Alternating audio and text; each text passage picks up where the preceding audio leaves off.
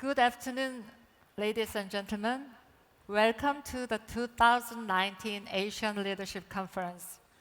I'm Insan Kang, and I work in Washington, D.C. as a correspondent of the Chosun for a long time. And these days, most of my work is just watching what President Trump and his team is working and speaking and sometimes tweeting. And I don't know why, but I have thought for a long time that if I could choose one of those teams, then I would like to choose Ambassador Nikki Haley for the interview. So today, I'm really happy to be here for the interview, and it is my pleasure to introduce her. Ambassador Nikki Haley is the 29th U.S. Ambassador to the United Nations. She was a member of President Trump's cabinet and the National Security Council. She is one of the most popular and well-respected figures not only in the Republican Party, but across the political spectrum in the United States. That is why her name has been mentioned as a potential U.S. presidential candidate. While Ambassador Haley was at the United Nations for 2 years, she developed a reputation for being outspoken, especially concerning North Korea. She said the United States would never accept a nuclear North Korea. She had played a critical role in passing the strongest set of sanctions ever placed on North Korea for its nuclear weapons program. And at the end of the day, these sanctions brought Kim Jong-un to the negotiating table. For many immigrants and minorities in the United States, she is also a hero. Born in Benbark, South Carolina, as a daughter of Indian immigrants, she has been called Nikki, which means little one in Punjab language. Ambassador Haley was elected as a member of the South Carolina House of Representatives at the age of 32, and first female and first minority governor of South Carolina at the age of 38. She was re-elected next term and served until 2019 before becoming U.S. Ambassador to the United Nations. Ladies and gentlemen, now we welcome to the stage Nikki Haley, the 29th United States Ambassador to the United Nations.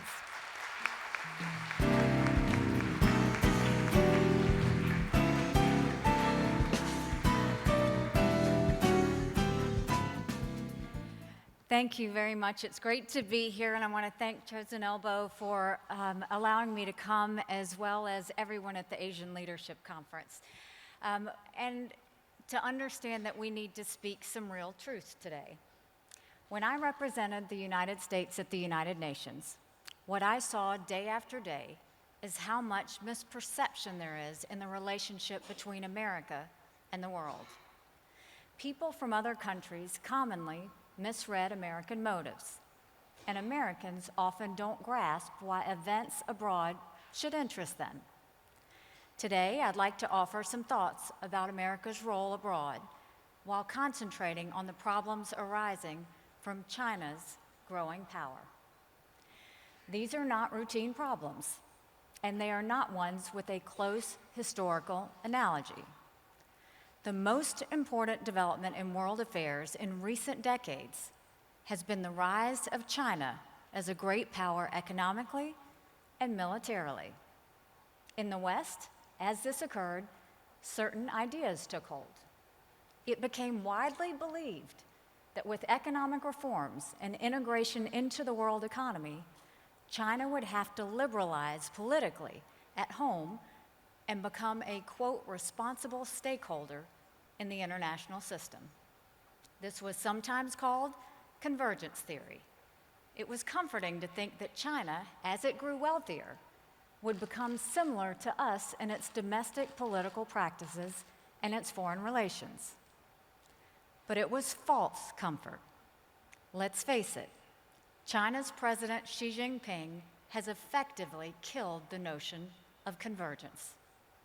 China is growing economically without democratizing. On the contrary, its government is thoroughly ideological and increasingly repressive. Its military ambitions are not just regional and defensive, they are global and designed to intimidate. Meanwhile, the distinction between civilian and military technology is largely disappearing in the world. And President Xi has announced that all commercial activity of Chinese companies should aim to serve the country's military interests. So I'm here to tell you that the long-standing conventional wisdom about China is dead. Wishful thinking has been taken over by actual events. China has great importance to the US for positive and for negative reasons.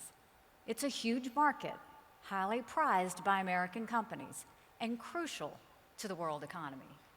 But we Americans cannot allow our strong interest in good relations with China to blind us to a reality that is not our fault and not within our control. The Chinese government defines itself as a foe of Western liberal democracy and the upholder of its own brand of communist nationalism and state-directed economics.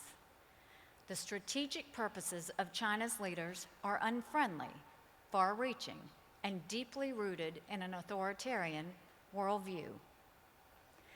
Since World War II, the United States has been the world's greatest power from a number of viewpoints: economic output, scientific discovery, military strength, and cultural influence.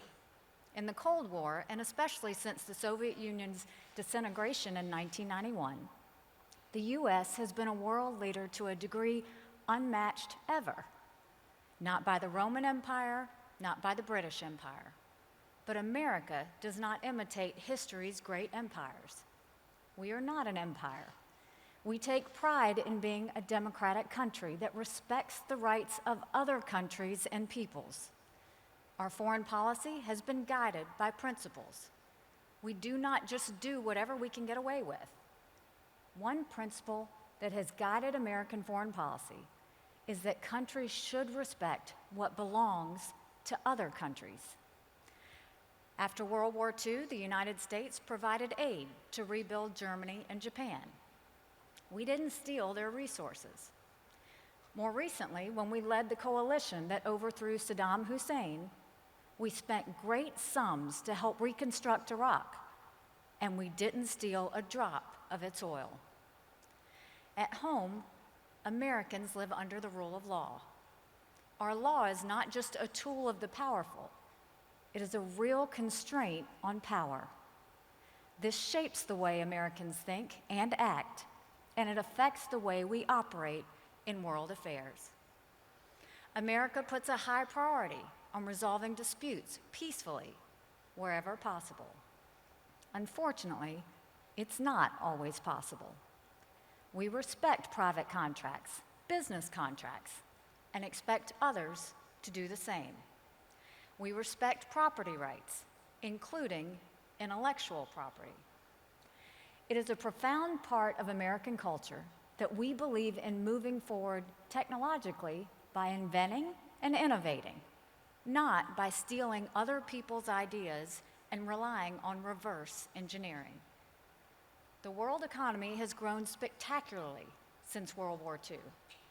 The foundation for all that growth is a platform that America has been instrumental in building and protecting. Its main elements are the maintenance of international peace and stability, freedom of navigation by sea and air worldwide, and the creation of global communications and computer networks. If America did not play its leadership role in the world, life would be far worse for Americans and for countless others. There would be far less trade and investment. There would be far less overseas study and tourism. Our lives would be more constricted and less safe. Our liberties would be under pressure. Our country is not perfect.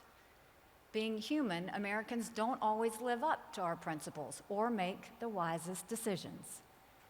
But all in all, we can be proud of the kind, free, flourishing, and self-improving society we have built for ourselves at home, and what we've done to make the world more peaceful, secure, prosperous, and respectful of the rights of men and women. Now, where does China fit into this picture? Only a few years ago, China was widely viewed in the West as a poor, undeveloped country. Then it began to reform its economy. It applied lessons from the success of market economies, and the results have been stunning growth. In 1980, China's gross domestic product was 0.2 trillion. Last year, it was over 14 trillion, 70 times greater. As a result of this amazing boom, it became common to praise China as a model. Admirers describe China as a great combination of selective free market practices and centralized guidance from a government that was decisive and strategic. Of course, it's easier for dictators than for leaders of democratic countries to be decisive and long-range in perspective.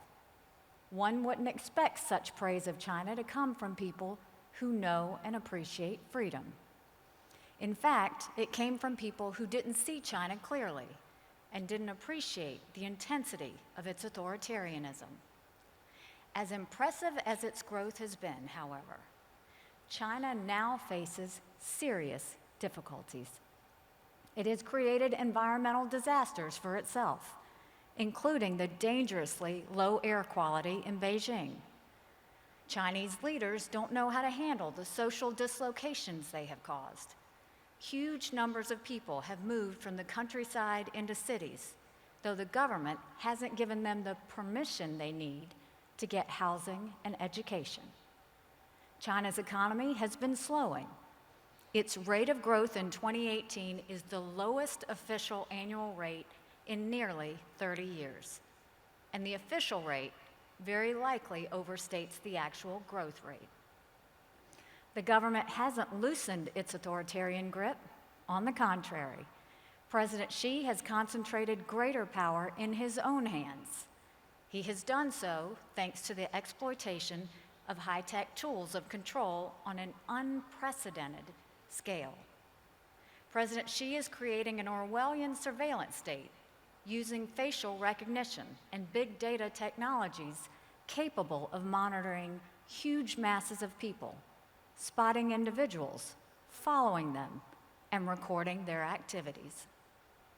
President Xi's commitment to his surveillance state is a motive behind China's striving for world leadership in 5G networking and artificial intelligence. This use of high technology to achieve an unprecedented level of totalitarian supervision of hundreds of millions of Chinese tells us something profound about China's leaders. It highlights their paramount strategic goal, which is the preservation of Chinese Communist Party rule. For them, politics outweighs all other considerations. This is hard for many Americans to grasp because it's not how we think about our own country. Our Declaration of Independence says the government's highest aim is to secure the rights of individuals to life, liberty, and the pursuit of happiness. Through free markets, we exercise our liberty and pursue happiness. In other words, politics in the United States serves and is subordinate to freedom, including economic freedom. In China today, it's the other way around. Economics serves politics. The purpose of their economic policy is not to make people free, comfortable, and happy, much less empower them to demand a voice in their own government. The aim is to secure not the well-being of citizens, but the authority of the Chinese Communist Party. The aim is political, the strengthening of the government's power at home and the country's power in the world. China's foreign trade and investment policies build on this foundation. Everyone who does business with China does so within this concept of how economics serves politics. American and other foreign business people generally have no interest in China's politics, but China has organized itself to unify business and politics. Foreign business people should understand what counts is not what you intend, but what China intends. This creates an important lack of symmetry when officials negotiate about trade and investment. The Americans think business, while the Chinese think power politics. In past decades, Chinese Communist Party strategists debated the merits of various paths to national greatness.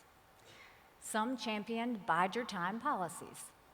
They emphasized private incentives for business success and China's integration into the world economy. Their ultimate goal was to increase the power of the Chinese Communist Party and the state's military. But threatening words or actions were to be avoided. Other Chinese strategists advocated a different approach, more assertive, nationalistic, and militaristic. Since Xi Jinping came to power and consolidated his leadership, it is clear that the latter approach has prevailed. His government's aggressive pursuit of national greatness includes intensive indoctrination on two themes. First, Chinese grievances against the foreign powers responsible for China's, quote, century of humiliation. And second, China's debt to its Communist Party for rescue from that plight. President Xi's willingness to push around China's neighbors is plain to see. Examples include China's seizure of islands in the South China Sea and construction of military facilities there in violation of promises not to militarize. To other countries with conflicting claims and interests, China not only speaks harshly, but acts forcefully. It has punished Vietnam, the Philippines, and Indonesia for their position on maritime disputes, cutting their underwater acoustic cables and attacking their fishing fleets. It threatens Taiwan using military aircraft to violate Taiwan's airspace. It manipulates Taiwanese politicians and journalists. Under President Xi, China has been intimidating foreign as well as domestic critics by kidnapping them abroad. It has snatched people in Thailand, Taiwan, and Hong Kong. The kidnapped critics include citizens of Sweden and the United Kingdom. Chinese officials said they have no interest in the politics of foreign countries, but they do interfere, bribing and otherwise corrupting foreign officials. Chinese political influence scandals in Australia, New Zealand, Malaysia, Sri Lanka, Angola, and elsewhere have caused widespread outrage. In addition, China subverts academic freedom in universities in the United States and elsewhere through its government-funded Confucius Institutes.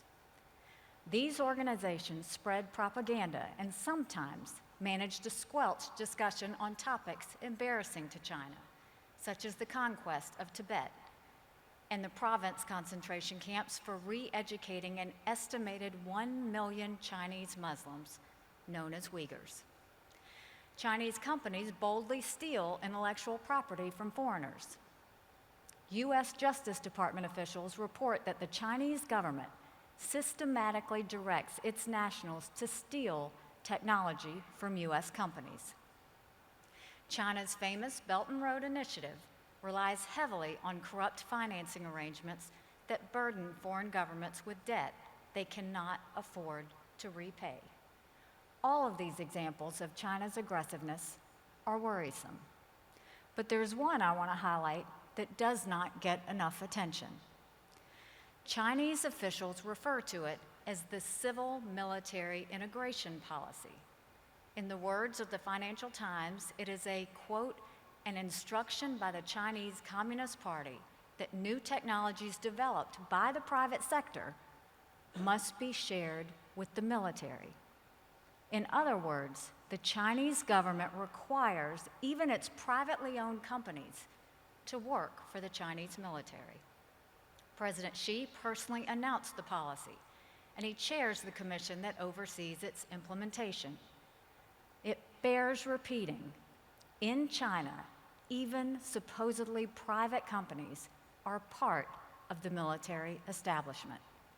That means business with Chinese companies is not just business. Corporate executives in America and elsewhere commonly insist there's a bold line dividing what they do and what political or military leaders do. But China's civil-military integration policy makes that line blurry at best. In some areas, it erases it altogether. In particular, corporate executives in high-tech fields can no longer claim to live in a purely commercial world, sheltered from politics and military matters. Whether they like it or not, their circumstances have changed. As commercial companies have now come to develop much of the world's most advanced technology, they are necessarily involved in military matters. This is especially the case if they do business in China. From the time of our emergence as a leading nation, America has never had to deal with a potential military challenger that was also our most important trading partner and a key player in the world economy. In the Cold War, we confronted the Soviet Union, but it was economically tiny compared to today's China. History offers us no close analogies. American strategists are required to think creatively about China. Their first task is to shed disproven notions. China is not converging with the West. It is not becoming less ideological. It is not becoming open or democratic.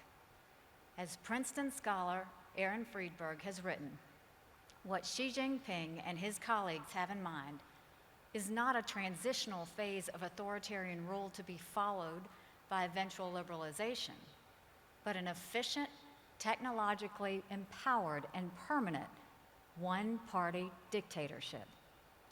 Chinese leaders are open about their view of the United States and our principles. They do not conceal their hostility and their determination to reject what they view as arrogant efforts to impose on them Western ideas about human rights, democracy, and international legal norms. They scoff at talk of win-win solutions in world politics. They believe the world is inherently hierarchical, and it is past due for China to predominate and others to give way. Americans have to look with deep regret at the state of our relationship with China. The United States strove for decades to cultivate friendship. Presidents Carter and Reagan both worked to forge cooperative ties through transfer of high technology to support modernization and economic growth. The U.S. helped China enter the World Trade Organization on lenient terms. We gave it access to our markets, even though China did not reciprocate. China's increasingly hostile policies cannot be explained as a reaction to unfriendliness from our side. China has become our foremost national security concern. Does this mean it's America's enemy? No, not necessarily. At one and the same time, it is a principal trade and investment player, our chief strategic competitor, and our most serious potential military antagonist. How to regulate our trade relations with China is a major issue right now. But our policy should recognize that the implications extend well beyond trade and economics. They reach the heart of our interest in national security. Managing our relationship with China is a complex strategic puzzle, and the stakes could be life or death. China's leaders are committed to repressive policies at home. That commitment reflects their fear that a free Chinese people would oust their Communist Party rulers, as free people have done throughout the world. The result is a vicious circle of actual repression and potential instability. One way Chinese leaders manage this danger to their rule is by provoking crises abroad and appealing to their people's nationalism. In this way, the Chinese leaders' fear of their own people makes the world more dangerous.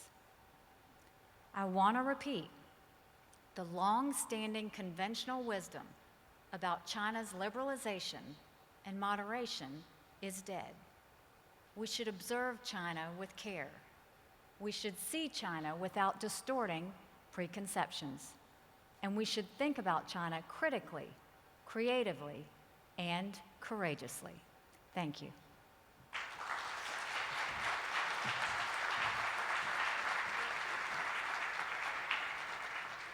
For your wonderful speech. Yeah. Your speech is full of the observation about China, which was a little bit, different from my expectation. Well, Sometimes truths are hard to hear, but that's how we all learn the lessons, as if we push through those truths. okay. Actually, I didn't know that you are that much interested in China. Look, I think it would be foolish not to be interested in China. I mean, we have to see China for what it is. We have to see China for the fact that it is growing, that it is a national security threat to the United States, and that not just the United States, but the entire world needs to look at China differently and see exactly what they're trying to do from political terms. Do you think China need to do something more to be a global leader? I think China is making its decisions right now. It's not what China needs to do, it's what China decides to do. Right now, China is deciding that it wants to be a political power player. Yeah. It's not deciding that it wants to help the opportunities and freedoms of their people. So the rest of us have to respond to them by knowing that China is playing politics and realize that that's their actual intent, is to become a power player in the entire world. And they're doing that through their investments, through building their military, through what we're seeing with the trade negotiations right now. And I think it is important for everyone to understand or see the trade conversations between China and the United States for what this really is. There is political will on both sides to have a deal. President Xi wants it, President Trump wants it. But the number one sticking point for China right now is that they don't want to be held accountable on intellectual property theft. That's why the trade situation fell apart, is because they want to be able to continue cheating and stealing intellectual property. And President Trump is saying those days are over. That is what's led to this trade war that's going on. As you stated in the speech, that China is such a serious security concern for United States, and you don't think China is responsible enough to be a global leader, maybe? Then, you have a direct experience to work with China when you were in United Nations, particularly when you worked to pass UN sanctions against North Korea, and at that time you persuaded China to join, to support that sanctions. How did you get that? Well, first of all, I think the United States is always going to work with China. It's in our best interest to keep communicating, to keep working with them, because they are such a strategic trading partner, and we have to make sure that that communication always happens. When we were negotiating the North Korean sanctions, the key was obviously on my negotiations with China and how our teams were communicating.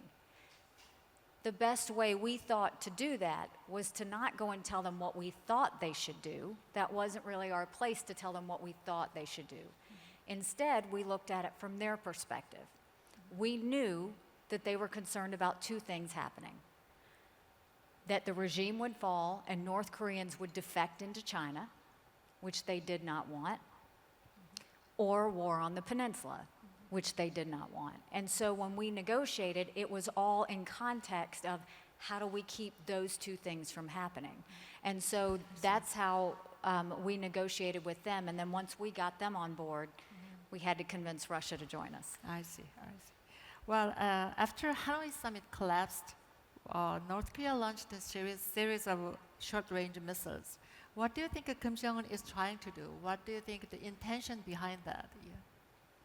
I think that Kim has a decision to make. I think after the last summit, the negative was he wanted all the sanctions lifted with the promise of denuclearization.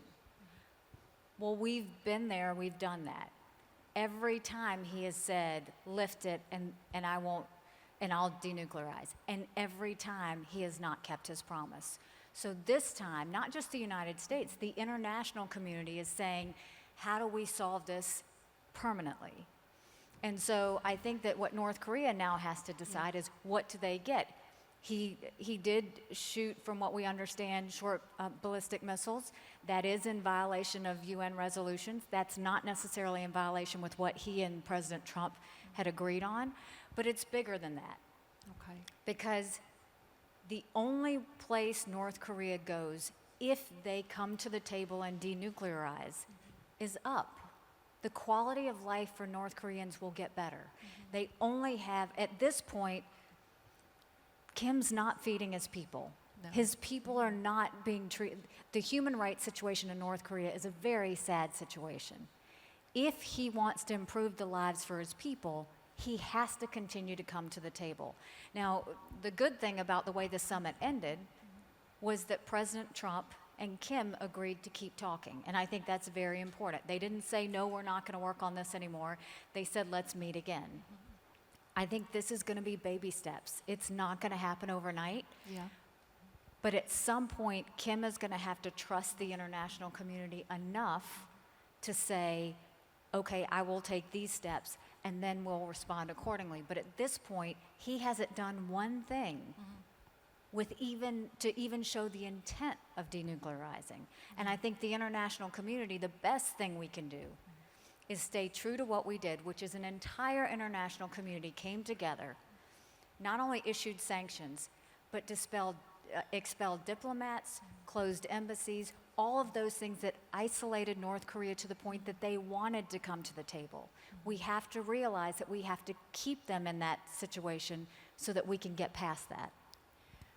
How long do you think the United States can wait or endure the current situation without any meaningful engagement while North Korea continues to develop their weapons and doing low-level provocations? Well, I think we need to continue to talk to North Korea. I think that that's the plan, is that we will do that. The United States is willing to be patient because in the end, denuclearization is worth it. It's worth it not just for the United States, it's worth it for the world, it's worth it for the peninsula. And so at this point, our goal is to continue to be patient, continue to communicate, but also let North Korea know we're not moving on the sanctions because nothing has been done to show us that it warrants that. Do you think there's a deadline for the U.S. side? How long you can wait? No, I don't think there's a deadline. I mean, our Okay. goal is to make sure that if we do this, let's do it right. Let's do it so that we don't have to address it again. Well, to bring Kim Jong-un back to the negotiating table, do you think we need to add more sanctions to keep up pressure? At this point, it depends on his actions. Okay. If he does more provocations, then it's going to force the international community to go back and only sanction him more. And he will suffer and his people will suffer. It's in his best interest to realize that to do these provocations isn't going to scare the international community. It's not going to change anything. He really has to come to the table if he wants any changes to his regime or to what the people of North Korea are experiencing. By keeping the sanctions as it is, do you think we can finally get North Korea to do something for the denuclearization? I do think that I think that Kim wants a better life for North Korea. I do think he wants the opportunities that are available to him. I just think he doesn't trust it. Okay. And we have to make sure that he understands there is a better life on the other side with denuclearization. And no one is interested in regime change. No one is out for Kim's life. All we want is a better life for the people of North Korea. But that can't happen if he continues to produce nuclear weapons. I see. I mean, let's move on to the current issues like food aid things. So according to the recent report from the international organizations, North Korea urgently need food aid after the worst harvest in a decade. So if another massive famine happens, do you think Kim Jong-un could survive? This is all his decision. Right. This is all something that he has to decide. At this point, I think you've seen, whether it's the World Food Program or countries in the region internationally, everyone has tried to help the people of North Korea. Right. But now is time where Kim has to help the people of North Korea. And that's something we're all waiting to see. I see. Actually, when Kim Jong-un came to Hanoi and he demanded the lift of the four major sanctions that affected a lot of their lives there. So actually, those sanctions are things that you had worked to pass, right? So what did you think, when you got to know that Kim Jong really wanted those sanctions lifted? The reason the sanctions were put in the first place was because we knew that the revenue that was going into North Korea wasn't going to feed their people. It was going to feed their nuclear program.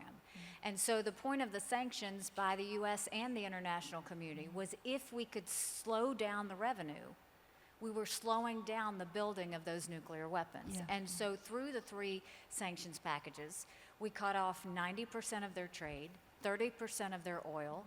We stopped the international labor program where their laborers could go out overseas and come back and bring revenue home. We stopped all the things that we knew Kim was taking the revenue to build the nuclear program. That was the basis of the sanctions.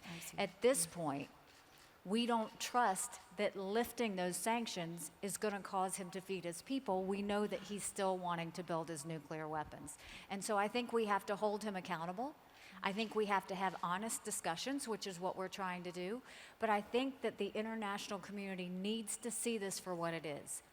No lifting of international sanctions is going to change Kim's behavior. If anything, we need to continue to put pressure on China and Russia to not cheat on the sanctions and not violate the sanctions so that we can keep Kim at the table. China and Russia are actually hurting right now by the fact that they continue to help. And I think you saw with the vessel that was seized a few days ago, that shows the U.S. commitment to making sure that sanctions will be followed. I see. Yeah, well, let's move on to the U.S. ROK alliance. And how do you rate the current state of alliance? And do you think there's something that we need to do, upgrade the U.S. ROK alliance? With South Korea? Yes. Yeah. Well, I think the relationship is strong. I think that it's interesting. From 2 years ago, South Korea was very, very closely requesting the United States for help when it came to North Korea. It was a very unsettling time. Obviously, the peninsula was nervous. We were all nervous. Right, yeah. And the United States and South Korea worked very, very closely with Japan to make sure that we tackled this North Korean issue very seriously. Since then, obviously, you've changed administrations. We've seen a softening of South Korea on North Korea. While we are still very strong partners, and I think the U.S. will continue to be a strong partner with South Korea, I hope that South Korean officials remember what it was like 2 years ago when everyone was so nervous, when it was scary, and understand that being nice to North Korea and doing things with North Korea isn't improving the situation. Doesn't mean that we have to be contentious. It doesn't mean that we have to have conflict, but it does mean we have to look at what North Korea's intentions are. And I think North Korea is still trying to figure that out. Okay. Yeah. And when you work on the issues related with North Korea at the United Nations, what was the most difficult thing to overcome or handle?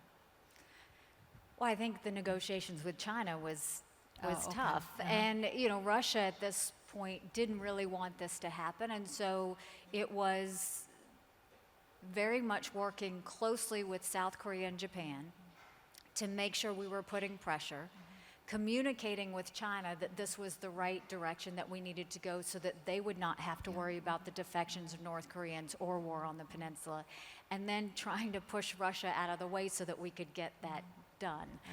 So I think it was more of communication, respect, but also being very aware of the facts of the situation on the ground, and it included international support, which we were very grateful for.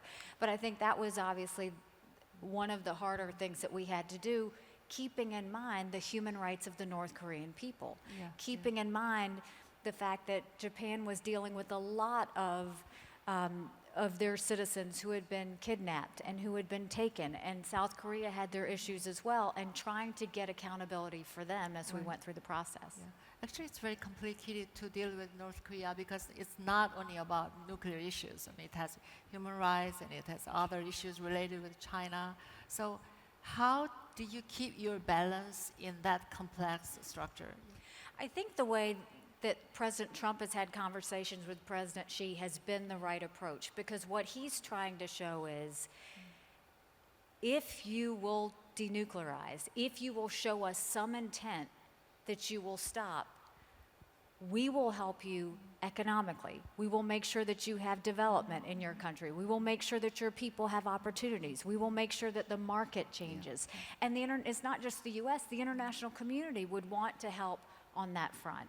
And so there is an upside if Kim wants to see it. I think right now, the people he has around him are keeping him from seeing what that picture could look like. Oh, I see. Yeah, I mean, let's move on to some other side.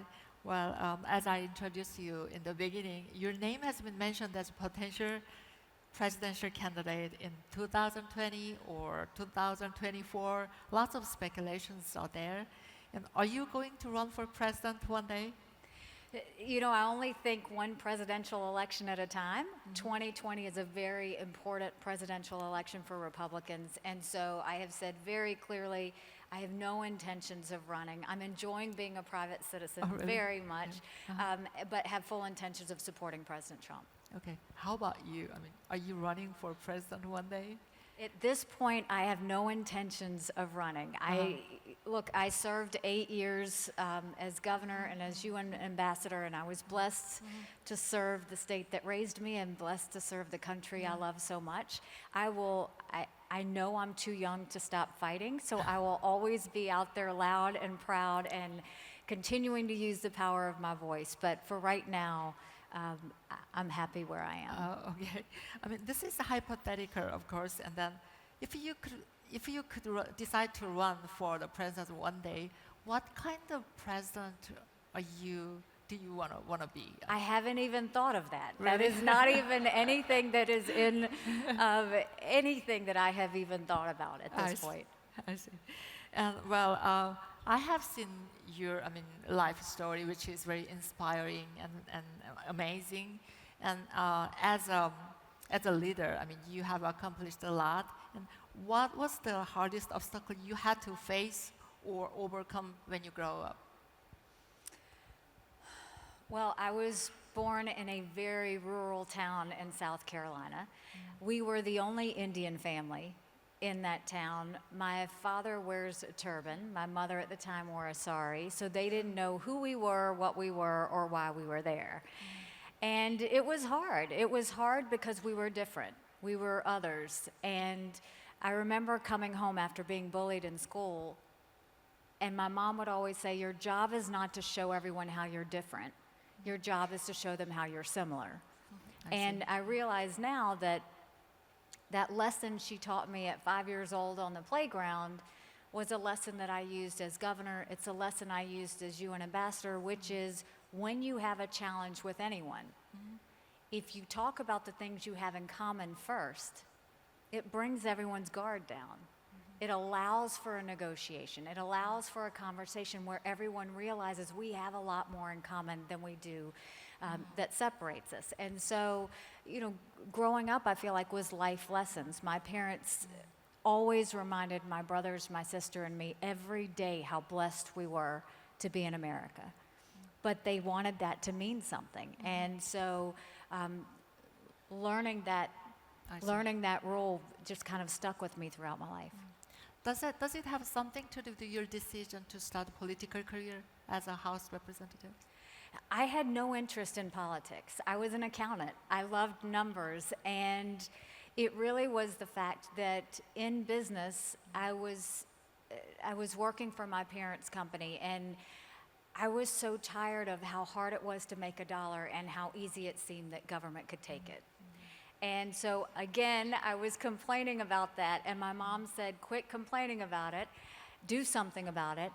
And that, I thought the State House had way too many lawyers and they needed one good accountant, and that's what started it all. I see. I mean, I heard that you started your job at 13 in your mother's company, right? So because my parents started a business actually out of the living room of our home, and 30 plus years later, it was a multi-million-dollar company, but it was always a struggle. And there was a point where my mom's bookkeeper, she was going to be leaving, and she hadn't found anyone to replace her, and so she asked my mom, she said, I need to know how you want to handle this. And I happened to be walking by as they were having the conversation. She said, who do you want me to train? And my mom grabbed my arm, and she said, I want you to train her. And so at 13, I was doing the taxes, the expenses, the bank account, the books for my parents' business. And it wasn't until I got to college that I realized that wasn't normal. Now I realize that was totally child labor at the time. Yeah. But you know, it was a great way to learn the value of a dollar, because what I saw in that small business was when times were tough, you got lean, you got creative, and you got smart. And when times were good, you never celebrated because you knew the tough times would come back again. And I think from that's again how I always looked at not just business, but I looked at everything going forward, because you learn a lot in a small business when you are dealing with the books. I see. What is your most important leadership principles you always keep in mind? I think there's two. One is, as you go through life, I think it's very important that you push through the fear. Because when things happen that come across as challenges, or things happen that come across that are foreign in nature, the response is typically to step back. And I think it's more important that you push through the fear, because when you do that, you realize your strength on the other side. I see, yeah. The second thing is, when you've pushed through the fear and you've found yourself in a situation, I always use a 24-hour rule. No matter what happens, I always wait 24 hours to make a decision. It takes out the emotion, it takes out the stress, and sometimes after 24 hours, you realize how best to pick and choose your battles. So 24 hours is the kind of deadline for you. Yes. Whatever decision you should make. Yes. I see. And as a female leader, what are the ups and downs in your experience? Well, there's never been a line to the women's bathroom in any of the jobs that I've had. I think that in the corporate world, I was the only female executive in the company at the time. I went on to be a legislator in South Carolina, which at the time was the lowest in the country on women elected officials. And then obviously the first female governor, and then the only female on the Security Council at the time that I went to the UN. The challenges are there, but I never saw it as challenges were different because I was a woman versus being a man. The challenges are more as a person, is making sure that you fight for the things that you believe in, that you tell the truth, and that you move forward in a time where others are trying to stop you or others are trying to get in your way. And so I think for women, I'm a big fan of women. No offense to the men in the room, but I think women are great. I think everything we do, we prioritize, we're smart, we get the job done. And I go back to Margaret Thatcher, who was fantastic, who said, if you want something said, ask a man. If you want something done, ask a woman. Well, who inspired you most in your life? I'm very easily inspired. Really? I love to see people do well. I love to see people who have come out of challenges and been successful. Margaret Thatcher obviously was one that I thought was really inspiring and moving. Obviously, Jean Kirkpatrick at the United Nations really took on the United Nations at a time where it was very difficult, and she paved her own way. But my mom, you know, my mom was a lawyer in India. She was actually named to be one of the first female judges in India, but because of the times, she wasn't allowed to sit on the bench. And so for her to see me become governor or to see me do these things, she always reminded me what opportunities those were. And she always said, whatever you do, be great at it and make sure people remember you for it. And so I look at how my parents left very wealthy lives in India and started over with $8 in their pocket in the United States, because in the United States, wasn't about money, it was about opportunity. It was about freedom. It was about being able to be anybody you wanted to be without anyone getting in your way. And so she really sacrificed, endured a lot, but that's where my strength comes from. Nice. Actually, you work with a very unconventional and unpredictable president. And I don't think it's going to be that easy. I mean, how was it? I mean, how was it like working with President Trump?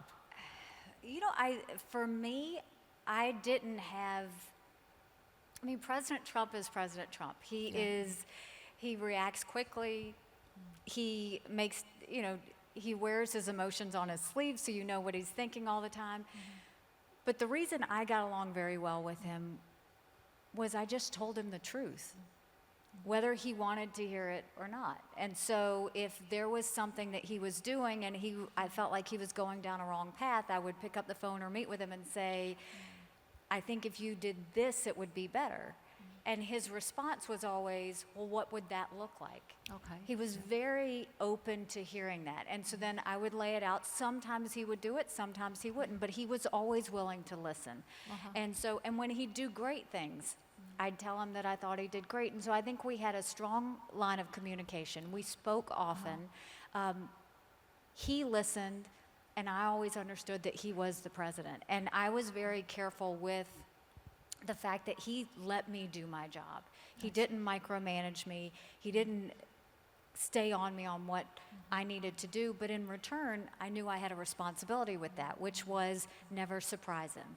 And so if there was something I thought we needed to be doing at the United Nations, I would pick up the phone and say, this is what I'm thinking, are you good with this? And he'd say, run with it.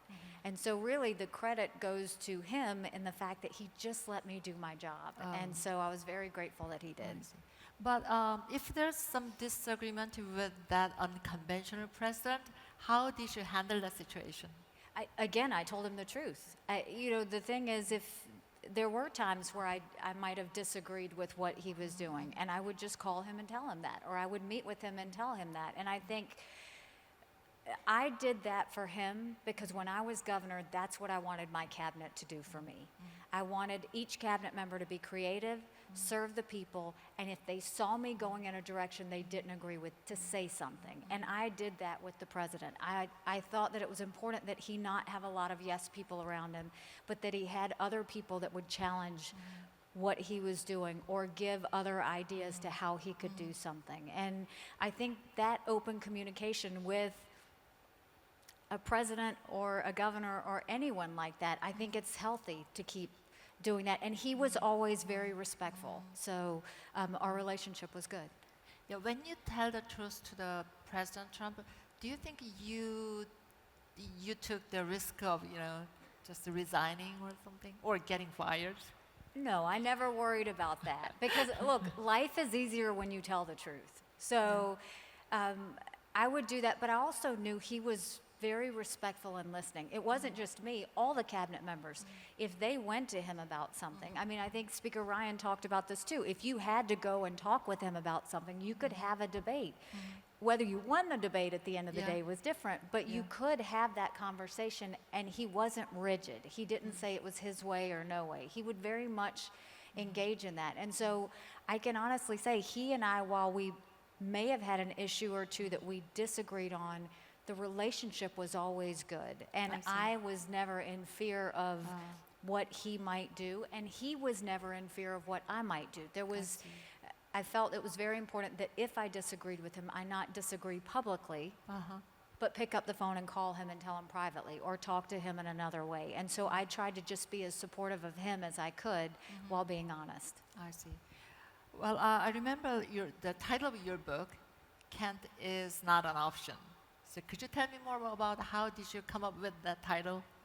I think, the reason I wrote that first book was I went through a terrible race for governor. It was nasty, it was not kind, it was racial, it was sexual, it was all of these things that they talk about South Carolina being a blood sport. It was all of that. And after I won, I had so many people come up to me and say, after seeing what you went through, I would never run for public office.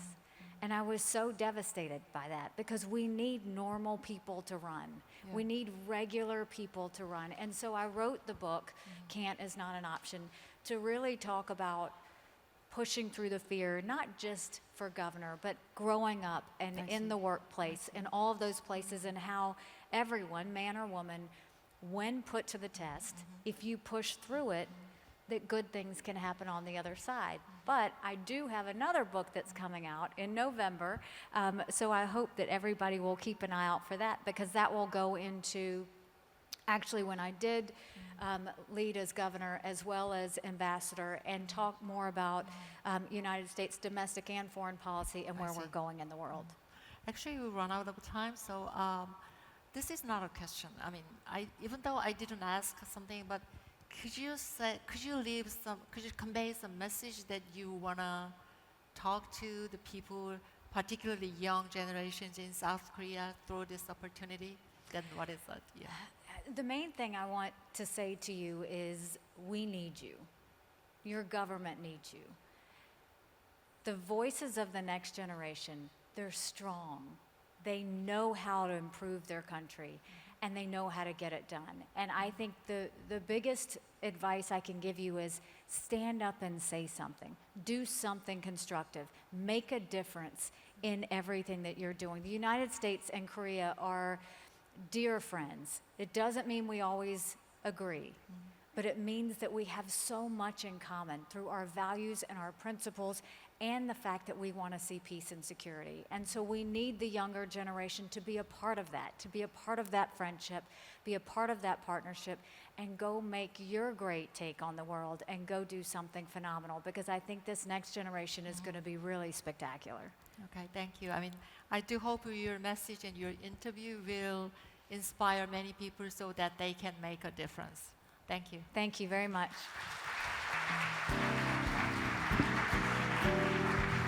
Thank you so much. Thank you, Yeah, Ms. it was Nikki so good. and Ms. Kang In-sun.